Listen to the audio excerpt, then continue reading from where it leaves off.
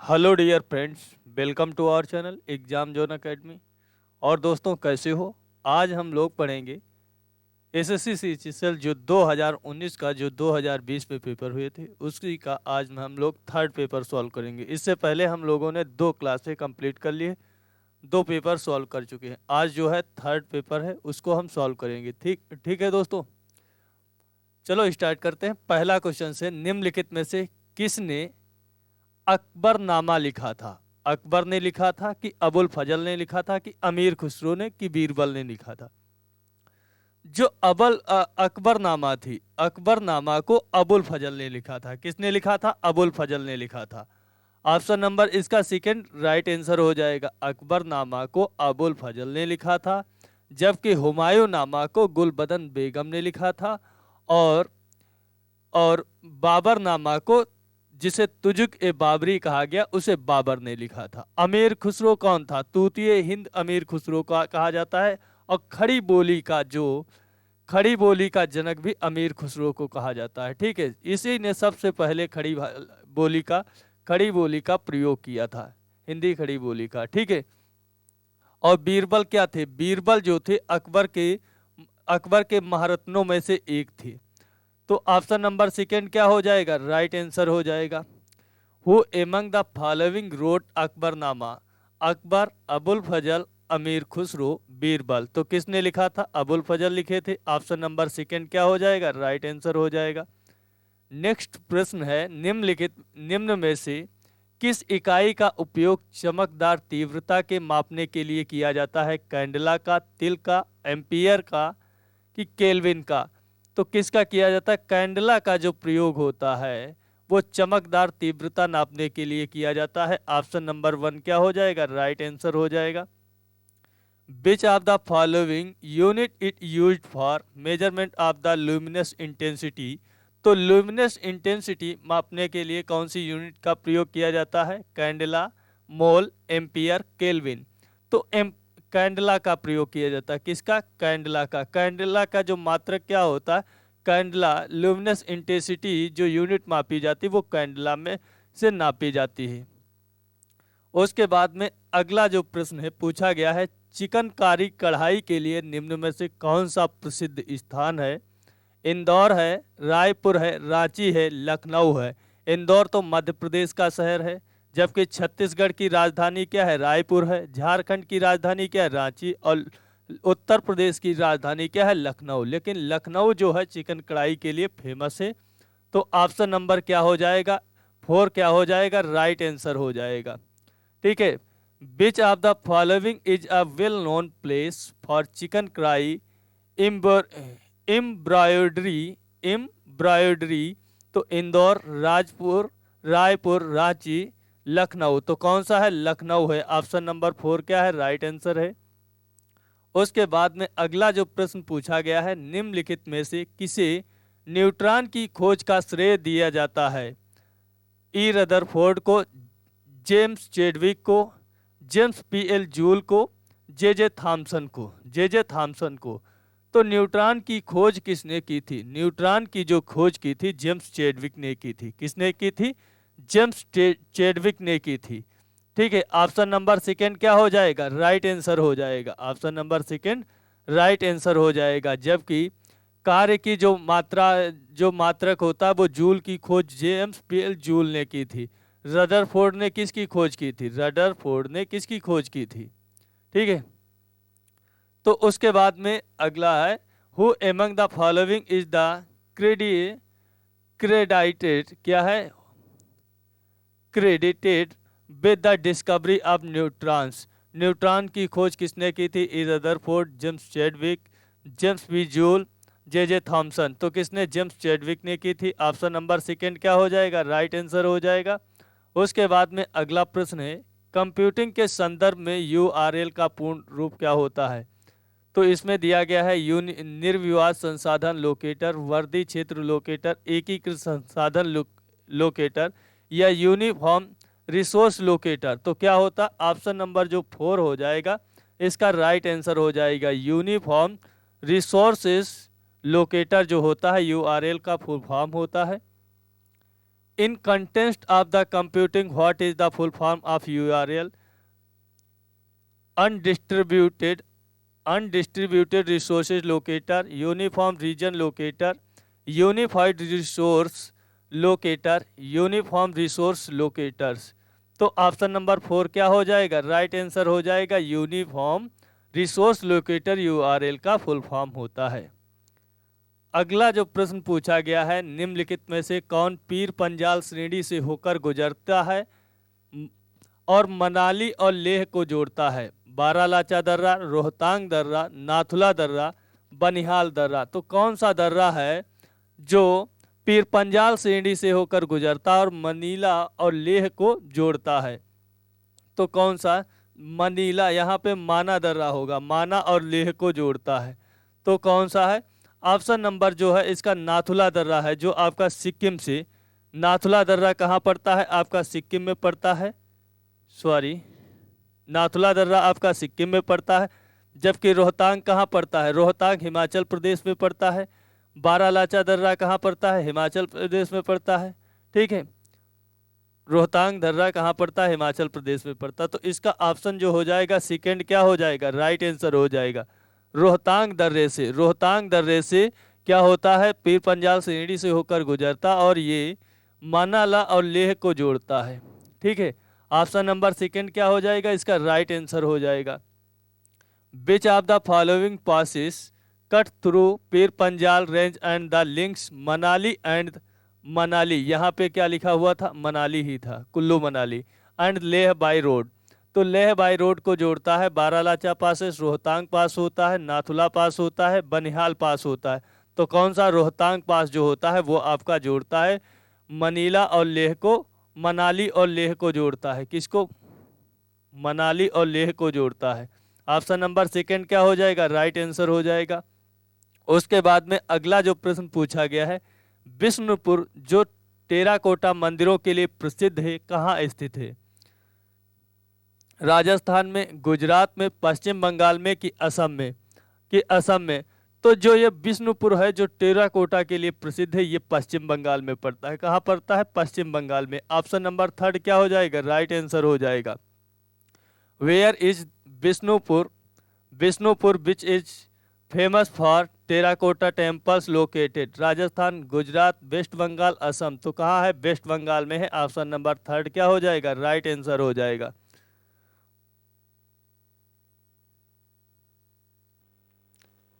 अगला प्रश्न है, संविधान में 42वें संविधान संशोधन द्वारा प्रस्तावना में निम्नलिखित में से कौन सा शब्द जोड़ा गया था? 42वां संविधान संशोधन 1976 में हुआ था, जिसे मिनी कॉन्स्टिट्यूशन भी कहते हैं। क्या कहते हैं? मिनी कॉन्स्टिट्यूशन भी कहते हैं, जिसके द्वारा 42वें संविधान संशोधन के द्वारा हमारे मूल कर्तव्य जो थे रूस के, वो रूस के संविधान से लेकर के मूल कर्तव्य जोड़े गए थे सरदार स्वर्ण सिंह समिति की सिफारिश पर, जो प्रारंभ में 10 थे लेकिन बाद में क्या 11 हो गए। ठीक है, तो इसमें समानता, समाजवादी, स्वतंत्रता, न्याय। तो संविधान में 42वें संविधान संशोधन के द्वारा प्रस्तावना में कौन सा शब्द डाला गया था? तो वो डाला गया था समाजवादी डाला गया था। कौन डाला गया था? समाजवादी, अखंडता, समाजवादी और अखंडता और पंथ निरपेक्ष। अखंडता, समाजवाद, अखंडता और समाजवादी और पंथ निरपेक्ष, धर्मनिरपेक्ष, ये 3 वर्ड क्या है? 3 शब्द हमारे 42वें संविधान संशोधन 1976 द्वारा प्रस्तावना में जोड़े गए थे। Which of the following words was the interested is inserted in the preamble by the Constitution's 42 Amendment Act 1976? Equality, socialist, liberty और जस्टिस। तो सोशलिस्ट वर्ड को जोड़ा गया था। ऑप्शन नंबर सेकंड क्या हो जाएगा? राइट आंसर हो जाएगा। उसके बाद में अगला प्रश्न है, निम्नलिखित में से किसने गोल्डन ग्लोब 2020 का अवार्ड जीता और सर्वश्रेष्ठ प्रदर्शन के लिए मोशन पिक्चर में अभिनेत्री नाटक? तो सिंथिया आरवी, रेनवी जेलवेगर, बेनी फेल्डस्टीन और चार्लिस थेरान। तो किन्होंने गोल्डन ग्लोब 2020 का अवार्ड जीता और सर्वश्रेष्ठ प्रदर्शन के लिए जो मोशन पिक्चर में अभिनेत्री नाटक में? तो वो कौन सी थी? तो वो कौन सी थी? जो थी जिन्होंने सर्वश्रेष्ठ अभिनेत्री का जो खिताब जीता वो जीता था रेनी जिल्वेगर ने। रेनी जिल्वेगर ने जीता था। ऑप्शन नंबर सेकेंड क्या हो जाएगा? राइट आंसर हो जाएगा। Who among the following won the golden globe 2020 award for the best performance by an actress in motion picture drama? तो कौन सी थी? वो थी आपकी कौन सी थी? रेनी जिल्वेगर थी। रेनी जिल्वेगर थी। ऑप्शन नंबर सेकेंड क्या हो जाएगा? राइट आंसर हो जाएगा। उसके बाद में अगला प्रश्न है, निम्नलिखित में से कौन राष्ट्रीय आय अनुमानों की तैयारी के लिए जिम्मेदार है? एडा, एडा, एनआईटीआई योग, केंद्रीय सांख्यिकी संगठन, वित्त आयोग। वित्त आयोग। तो कौन सा है जो राष्ट्रीय आय अनुमानों के लिए जिम्मेदार है? राष्ट्रीय आय अनुमानों के लिए कौन जिम्मेदार है? तो आपका जो सीएसओ होता है, केंद्रीय सांख्यिकी संगठन जो होता है, सीएसओ जिसे कहते हैं, CSO, CSO centre static organisation जो होता है, केंद्रीय सांख्यिकी संगठन, वो आपके राष्ट्रीय आय के अनुमानों के लिए जिम्मेदार होता है। ऑप्शन नंबर थर्ड क्या हो जाएगा? राइट आंसर हो जाएगा। Who among the following is responsible for preparation of the national income estimates in India? तो एडा, NITI Aayog, central static organisation, finance commission. तो कौन होता है? सेंट्रल स्टेटिकल ऑर्गेनाइजेशन जो होता है। ऑप्शन नंबर सेकेंड क्या हो जाएगा? थर्ड क्या हो जाएगा? राइट आंसर हो जाएगा। उसके बाद में अगला प्रश्न है, निम्नलिखित में से कौन भारत रत्न पाने वाले पहले गैर भारतीय थे? जो सर्वोच्च भारतीय सम्मान जो नागरिकों को दिया जा सकता है। मिखाइल गोर्बाचोव थे। मिखाइल गोर्बाचोव जो थे ये आपके क्या थे? ये रूस के राष्ट्रपति थे। अब्दुल गफ्फार खान थे, नेल्सन मंडेला थे, जोसेफ ब्रोज टीटो थे। तो कौन थे? वो आपके थे वो कौन थे? खान अब्दुल गफ्फार खान जो थे वो भारत रत्न पाने वाले पहले गैर भारतीय थे। तो ऑप्शन नंबर सेकेंड क्या हो जाएगा? राइट आंसर हो जाएगा। Who among the following was the first non Indian to receive the Bharat Ratna, the highest Indian honour that can be given to civilian? तो Mikhail Gorbachev, Abdul Ghaffar Khan, Nelson Mandela, Joseph Broz Tito. तो कौन थे? अब्दुल गफ्फार खान को मिला था। Option number second क्या हो जाएगा? राइट आंसर हो जाएगा। उसके बाद में अगला प्रश्न जो पूछा गया है, अगला प्रश्न पूछा गया है, जनवरी 2020 में महिला उद्यमिता के लिए यशस्विनी योजना शुरू की गई थी। ये गोवा की है।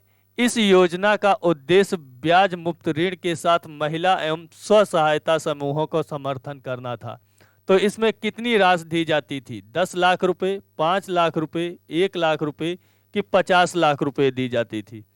तो इसमें जो है कितनी रुपए दी जाती थी? इसमें 5 लाख रुपए दी जाती थी। ऑप्शन नंबर सेकेंड क्या हो जाएगा? राइट आंसर हो जाएगा। ठीक है। इन जनवरी 2020 the Yashaswini scheme for women entrepreneurship was launched in Goa. The scheme aims to support female self-help groups with interest-free loans. तो वो कितनी राशि थी? वो 5 लाख थी। कितनी थी? 5 लाख थी। उसके बाद में अगला प्रश्न है, भारत के संविधान के निम्नलिखित में से कौन से लेख को केरल द्वारा लागू किया गया था? सरकार नागरिकता संशोधन अधिनियम के खिलाफ याचिका दायर करने के लिए 14 जनवरी 2020 को सुप्रीम कोर्ट में अनुच्छेद 17, अनुच्छेद 131, अनुच्छेद 23, अनुच्छेद 368 तो किसके खिलाफ जारी की गई थी? तो किसके खिलाफ जारी की गई थी?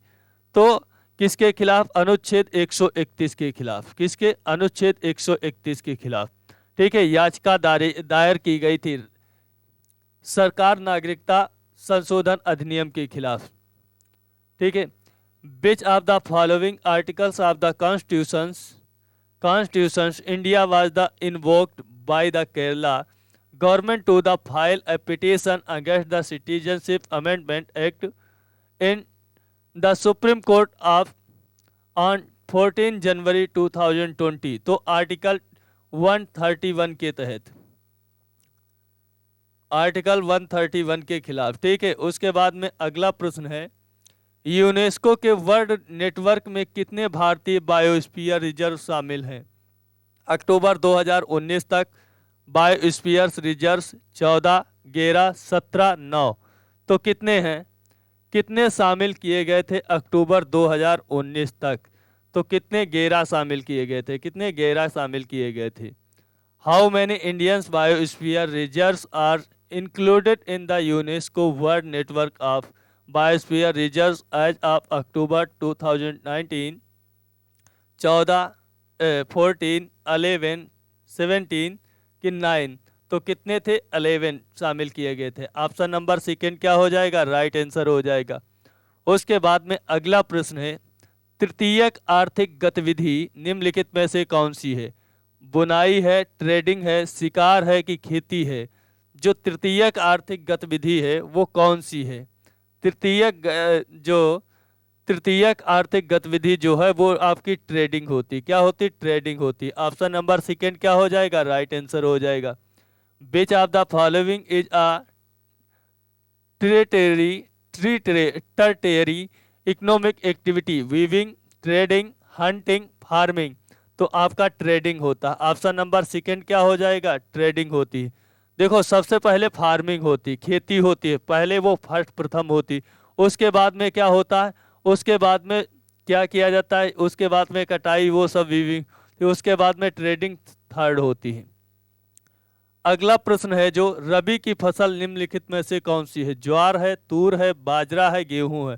तो कौन सी होती, गेहूं जो होती है। गेहूं, जो चना और ये सब अलसी जो ये होती हैं, ये किसकी होती है? और मसूर, ये आपकी रबी की फसल होती है। जबकि जायद की, ककड़ी, खीरा, ये सब होती है खरीफ की। क्या होती, खरीफ की जो होती है। चावल उवल जो होते हैं ये आपके खरीफ के होते हैं। कौन से होते हैं, खरीफ के होते हैं। ठीक है, तो अगला, विच of the following is a rabi crop? तो ज्वार होती, तूर होता, बाजरा होता, वीट होता? तो कौन होता, वीट होता। ऑप्शन नंबर फोर्थ क्या हो जाएगा, राइट आंसर हो जाएगा।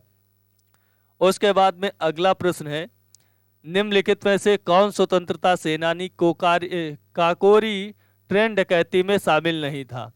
तो कौन जो था काकोरी षड्यंत्र केस में शामिल नहीं था? भगत सिंह, अशफाक उल्ला खां, चंद्रशेखर आजाद, राम प्रसाद बिस्मिल? तो इसमें जो भगत सिंह थे, भगत सिंह जो थे वो क्या थे, वो आपके काकोरी ट्रेन षड्यंत्र में शामिल नहीं थे। जबकि अशफाक उल्ला खां, चंद्रशेखर आजाद, राम प्रसाद बिस्मिल, ये तीनों लोग इसमें शामिल थे। Which of the following freedom fighters was not involve in the Kakori train robbery? Bhagat Singh, Ashfaq Ullah Khan, Chandrashekhar Azad, Ram Prasad Bismil? तो कौन थे, भगत सिंह जो थे वो शामिल नहीं थे। उसके बाद में अगला प्रश्न है, 15 जनवरी 2020 तक निम्नलिखित में से कौन सा देश नंबर 1 रैंक वाली टीम है ICC men's T20 team ranking में? Pakistan, Australia, England, Bharat? तो कौन इसमें फर्स्ट रैंक पर था? जो फर्स्ट रैंक पर था वो पाकिस्तान था। कौन था, पाकिस्तान था। ऑप्शन नंबर 1 क्या हो जाएगा, राइट आंसर हो जाएगा। As of 15 January 2020 which of the following nations is the number of 1 rank team in the ICC men's T20 team ranking में? कौन था, पाकिस्तान था। ऑप्शन नंबर 1 राइट आंसर हो जाएगा। उसके बाद में अगला जो प्रश्न है, टेलीफोन लाइनों पर कंप्यूटर फाइलों को प्राप्त करने और भेजने के लिए निम्न में से किसका उपयोग किया जाता है? MICR डिवाइस का, फ्लॉपी डिस्क का, मॉडेम का, लाइट पेन का? तो किसका प्रयोग किया जाता है? तो मॉडेम का प्रयोग किया जाता है। किसका किया जाता है, मॉडेम का प्रयोग किया जाता है। ऑप्शन नंबर थर्ड क्या हो जाएगा, राइट आंसर हो जाएगा। Which of the following is used to receive and send computer files over telephone lines? MICR device, floppy disk, modem, light pen? तो कौन होता है, मॉडेम होता है। Option number third right answer हो जाएगा। उसके बाद में अगला जो प्रश्न पूछा गया, 15 जनवरी 2020 तक निम्नलिखित में से कौन पुरुष टेनिस में नंबर 1 पर था ATP रैंकिंग में खिलाड़ी? डेनियल मेदवेदेव थे, नोवाक जोकोविच थे, रोजर फेडरर थे, राफेल नडाल थे? तो कौन थे, वो आपके थे राफेल नडाल, तो जो थे 15 जनवरी 2020 तक वो फर्स्ट रैंक पर थे टेनिस खिलाड़ी जो थी। As of 15 January 2020 who among the following was the number 1 ranked male tennis, तो player in the ATP ranking, हाँ, डेनियल मेदवेदेव, नोवाक जोकोविच, रोजर फेडरर, राफेल नडाल। तो कौन थे? राफेल नडाल थे। ऑप्शन नंबर 4 क्या हो जाएगा? राइट आंसर हो जाएगा। उसके बाद में अगला प्रश्न है, राज्यसभा के कितने सदस्य भारत के राष्ट्रपति द्वारा नामित किए जा सकते हैं? 14 सदस्य, 16 सदस्य, 10 सदस्य और 12 सदस्य। तो 12 सदस्य जो होते हैं राज्यसभा में राष्ट्रपति द्वारा मनोनीत किए जाते हैं। ऑप्शन नंबर 4 क्या हो जाएगा? राइट आंसर हो जाएगा। How many members of the Rajya Sabha can be nominated by the president of India? 14 members, 16 members, 10 members या 12 मेंबर। तो कितने होते? 12 मेंबर होते। ऑप्शन नंबर 4 क्या हो जाएगा? राइट आंसर हो जाएगा। उसके बाद में अगला प्रश्न है, हमारे ब्रह्मांड में सबसे अधिक निम्न में से कौन सा तत्व होता है? सिलिकॉन होता है, ऑक्सीजन होता है, नाइट्रोजन होता है, हाइड्रोजन होता है। तो कौन सा तत्व होता है जो हमारे ब्रह्मांड में सबसे ज़्यादा होता है? हमारे ब्रह्मांड में सबसे ज़्यादा होता है। तो कौन सा होता है जो सबसे ज़्यादा होता है? सबसे ज़्यादा जो होता है वो हमारा क्या होता है? हाइड्रोजन होता है। हमारे ब्रह्मांड में सबसे ज़्यादा हाइड्रोजन होता है। जबकि वायुमंडल की बात की जाएगी तो वो आपका नाइट्रोजन होता है। कौन सा होता है? नाइट्रोजन। तो ऑप्शन नंबर 4 क्या हो जाएगा? राइट आंसर हो जाएगा। Which of the following elements occurs most abundantly in our universe? Silicon, oxygen, nitrogen, hydrogen. तो कौन होता? हाइड्रोजन होता। ऑप्शन नंबर 4 क्या हो जाएगा? Right answer. उसके बाद में अगला प्रश्न है, थार रेगिस्तान जिसे ग्रेट इंडियन डेजर्ट के रूप में भी जाना जाता है के पश्चिमी हाशिए की ओर स्थित है। पहाड़ियाँ अरावली, अरावली पहाड़ियों के, जावड़ी पहाड़ियों की, सेवराय के, उद्दालक के।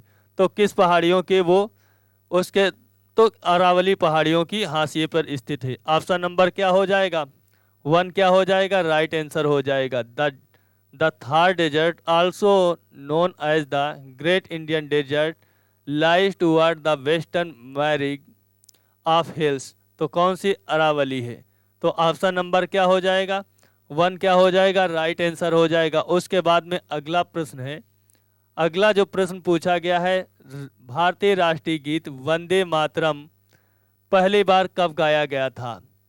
राजनीतिक अवसर पर 1896 के इंडियन नेशनल कांग्रेस सत्र में, 1903 के, कि 1911 में, कि 1900 में।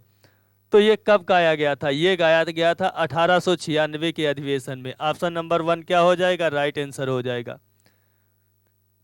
When was the Indian national song Vande Mataram sung for the first time on a political occasion? Political occasion पे गाया गया था 1896 में। कब? 1896 में। Option number 1 right answer. उसके बाद में अगला जो प्रश्न है आज की क्लास का अंतिम जो है, पुष्यमित्र शुंग द्वारा मारा जाने वाला अंतिम मौर्य शासक कौन था? बृहद्रथ था, देववर्मन था, बिंदुसार था, कि दशरथ था? तो किसे मारा गया था? तो बृहद्रथ को मारा गया था। किसे मारा गया था? पुष्यमित्र शुंग द्वारा बृहद्रथ को मारा गया था। और उसके बाद में क्या होता है? शुंग वंश की स्थापना होती भारत में। The last Mauryan ruler to be killed by the Pushyamitra Shunga was by Brihadratha था और देववर्मन था, बिंदुसार था और दशरथ था। तो कौन था? बृहद्रथ था। ऑप्शन नंबर 1 क्या हो जाएगा? राइट आंसर हो जाएगा। और इसी के साथ में ये क्लास समाप्त होती है। आप लोगों को पसंद आए तो लाइक कर देना, शेयर कर देना, चैनल को सब्सक्राइब कर देना। ठीक है दोस्तों, मिलता हूँ आपको नेक्स्ट वीडियो में। जय हिंद दोस्तों।